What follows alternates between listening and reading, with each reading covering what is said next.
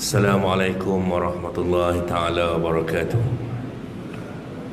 Alhamdulillahi nahmaduhu wa nasta'inuhu wa nastaghfiruh wa na'udzu billahi min syururi anfusina wa min sayyiati a'malina. May yahdihillahu fala mudilla lahu wa may yudlilhu fala hadiya lahu. Asyhadu an la ilaha illallah wahdahu la syarika lahu wa asyhadu anna sayyidana Muhammadan abduhu wa rasuluh. Rabbi shrah li sadri wa yassir li amri wahlul 'uqdatam min lisani yafqahu qawli, amma ba'd. Mufadil Tuan Imam, Tuan Bilal, tuan-tuan sidang hadirin hadirat yang dirahmati Allah Subhanahu wa taala. Syukur kita kepada Allah Subhanahu wa taala kerana dapat kita bertemu pada hari ini. Setelah beberapa lama kita dengan beberapa kekangan, dengan adanya bulan Ramadan dan juga sebagainya, bulan Syawal, dan pada hari ini kita pun sudah masuk dalam bulan Zulqa'dah, dan mudah-mudahan kita diberikan kekuatan oleh Allah Subhanahu Wa Taala untuk terus istiqamah di atas jalan agama yang kita lalui sebelum ini. Tuan-tuan sedang hadirin hadirat yang dirahmati Allah Subhanahu wa taala. Imam Al-Ghazali rahimahullahu taala, satu orang ulama besar. Dia ni Imam Ghazali, Imam Abu Hamid Muhammad bin Muhammad Al-Tusi Al-Ghazali. Dia orang Iran. Lahir pada tahun 450 Hijrah. Ulama kurun yang kelima, Imam Ghazali, Ihya Ulumuddin. Tuan-tuan, kata Imam Ghazali rahimahullahu ta'ala, manusia ni tak kiralah dia bangsa apa pun, kita Melayu, Arab dan sebagainya, Inggeris dan sebagainya. Kata Imam Ghazali, dia ada beberapa tanda-tanda manusia ni Allah berikan hidayah kepada dia. Hidayah ni maksudnya Allah berikan petunjuk kepada dia. Antaranya kata Imam Ghazali, orang yang mendapat hidayah, mendapat petunjuk. Mendapat petunjuk ni orang beruntung lah, kan? Contoh ginilah, berlaku gempa bumi, contohlah, kan? Dulu sahabat-sahabat kita di Indonesia berlaku gempa bumi, blackout semua ni, lampu mati semua, tak ada apa, sunyi sepi. Macam berlaku di Indonesia tu, kan? Tak ada elektrik, semua sunyi sepi. Sunyi sepi, gelap gelita, lampu semua tak ada. Di saat gelap gelita tu, tiba-tiba ada beberapa orang dia dapat torchlight. Senang kita kata, dapat torchlight. Maka bila dia dapat torchlight, bolehlah dia berjalan dalam keadaan yang ada panduan. Boleh suluh di mana ada lubang, boleh suluh di mana ada akar, dan di mana yang boleh dipijak, di mana yang dia tak boleh berpijak. Itu orang yang mendapat hidayah. Maka kata Imam Ghazali, kita ni manusia, di antara tanda-tanda kita ni mendapat hidayah, mendapat petunjuk daripada Allah Azza wa Jal, yang pertama sekali, kita ni senang nak beribadah. Walaulah kita ni sibuk macam mana sekalipun, dengan kerja kita, dengan bisnes kita, dengan segala macam perkara yang kita buat atas muka dunia ni, tuan-tuan, dunia ni sibuk. Wa'lamu annamal hayatud dunya, Allah katakan, la'ibun wa lahun, kan? Ketahuilah kamu wahai manusia, sesungguhnya dunia ni sibuk. Dunia ni macam mana sibuk dia? Sebab dunia ni penuh dengan permainan. Dunia ni penuh dengan permainan. La'ibun, main dunia ni. Bila sebut kata permainan, dunia ni permainan, maksudnya permainan ni dia ada masa berhenti lah. Kita kenal lah pemain bola seorang nama Cristiano Ronaldo, kan? Orang gambang kan? Bukan. Orang kata you lah. Ada kawan kata, member aku tu, dia kata bukan. Cristiano Ronaldo ni, Allahu Akbar, tuan-tuan pun tahu kan, dia kalau di tempat dia tu, kalau nak keluar ke tempat awam ni, tak boleh keluar macam dia tu saja. Dia kena keluar menyama-nyama sikit. Sebab kalau keluar dengan rupa parah dia tu, Tak ada buat benda dia, tak ada nak ngetel dia. Sebab apa?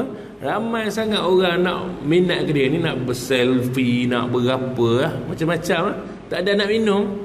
Selfie orang ajak bergambar ni tuan-tuan. Kalau 10 orang okey lagi kan. Ini kalau dah beratus orang nak beratus nak ambil gambar kita, puas juga.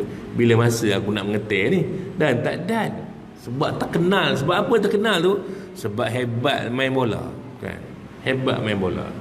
Tapi pernah nak satu hari tengok dia main bola tak berhenti pagi pas malam. Mesti dia ada masa rehat dia. Dia mesti berhenti punya kan. Sama jugalah dengan Messi pun sama lah. Dengan player-player lain. Berhenti dia main. Dan dunia ni Allah kata dia macam permainan. Bila main tu ada masa dia berhenti. Dunia ni kita hidup ni ada mula dan kita ada akhir. Mainan saja. Mesti ada berhenti. Mesti akan ada masa habis di dunia ni. Dan Allah kata walahun, dan satu yang melalaikan dunia ni. Seronok dunia ni tuan-tuan. Terutama ketika mana Allah bagi kita rezeki lebih sikit kan. Seronok dunia ni. Sebab tu ramai orang sedih nak meninggalkan dunia ni.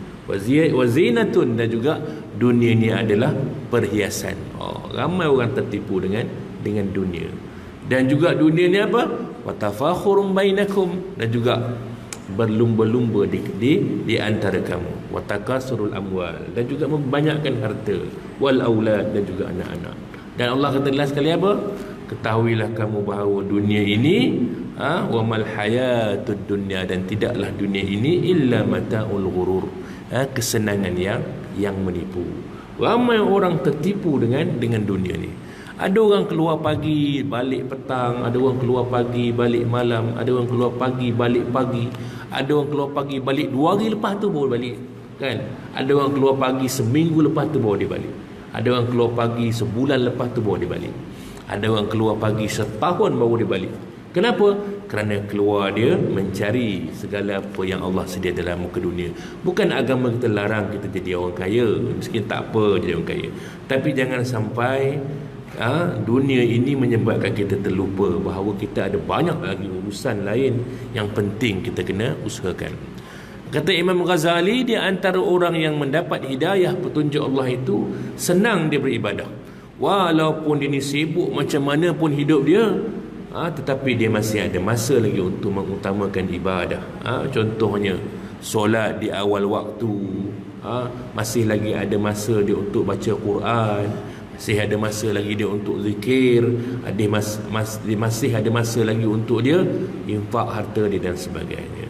Dan kata Imam Ghazali, orang yang mendapat hidayah ini dia susah nak buat maksiat dalam hidup dia. Payah dia nak buat maksiat dalam kehidupan dia. Kalau ada niat nak buat pun, ada saja halangan yang menghalang dia daripada buat. Ada satu grup kumpulan, contohnya kan, kumpulan membawang, contohnya membawang. Dia pun ada dalam grup tu, tapi Allah bagi kurnia kepada dia. Bila start orang motong bawang tu, dia mengantuk, tak nak dia dengar dia. Inilah contohlah yang simple kan. Tak nak dia buat benda yang jahat dalam hidup dia. Ini orang yang mendapat hidayah. May yahdihillahu fala mudhillalah wa may yudlil fala hadiyalah. Siapa yang mendapat hidayah, dia tidak akan sesat, dan siapa yang Allah sesatkan dia tidak mendapat hidayah.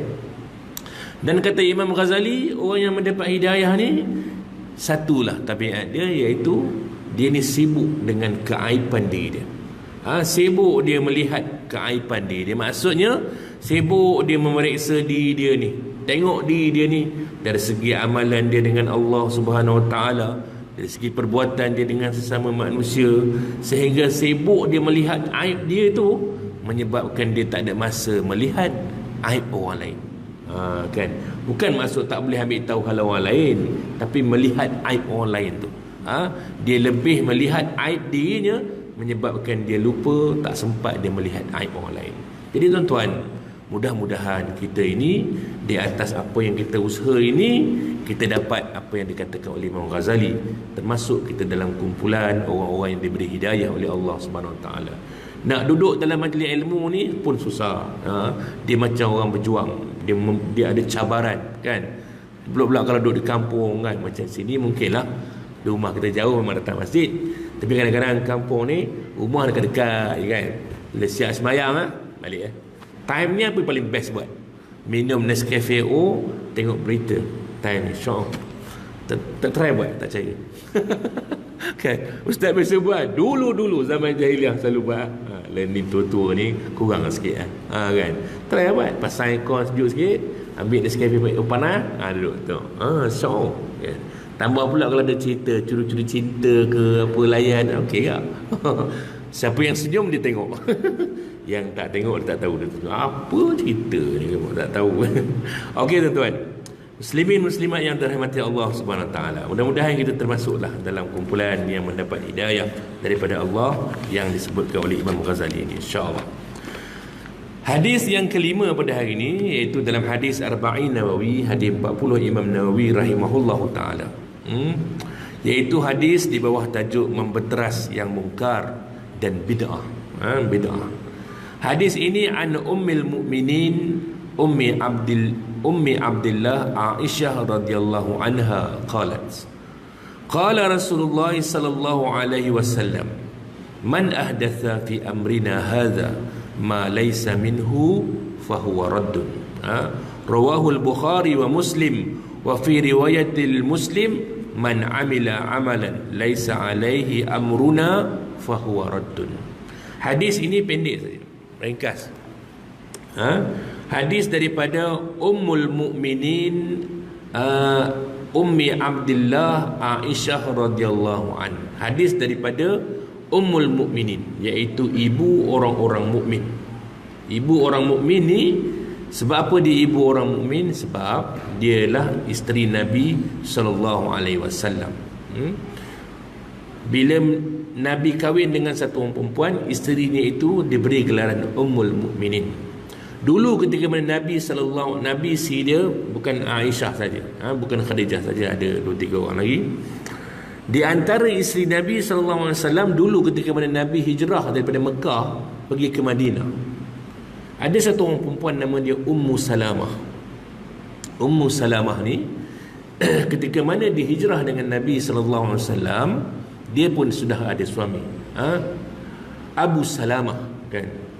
Bila hijrah dengan Nabi pergi ke Madinah, Allah takdirkan suami dia Abu Salamah meninggal dunia. Ummu Salamah ni tuan-tuan, dia sangat sayang pada suami dia, macam kita jugalah. Dan dia sangat sayang suami dia. Bagi dia Abu Salamah ni satu manusia yang tak ada tolok banding lah, suami yang terbaik lah bagi dia, lelaki kiriman Tuhan lah dia kan. Ketika mana Abu Salamah meninggal dunia, sedih Ummu Salamah. Nabi SAW ajar kepada sahabat-sahabat, bila kita ni kehilangan sesuatu, bila Allah uji kita dengan musibah, kan, Nabi ajar kepada sahabat-sahabat minta dengan Allah, Allahumma jurni min musibati, Allahumma jurni fi musibati, ya Allah berikanlah pahala pada musibah yang kau berikan kepada aku. Jadikan pahala, dapat pahala kita. Fa akhlif li khairan minha, dan gantikanlah kepada aku yang lebih baik daripada itu, kan. Kalau hari Jumaat tadi, lepas main Jumaat duduk menong tangga tu, member tanya ngapa kau ni? Selipar hilang. Kan, selipar hilang. Baca doa, fa akhlif li khairan minha, ya Allah bagilah ganti yang lebih baik daripada itu. Selipar RM2 je pun, kan. Janganlah sampai itu sekali dah. Ummu Salamah, Nabi ajar sahabat-sahabat doa dan dia amal doa ni.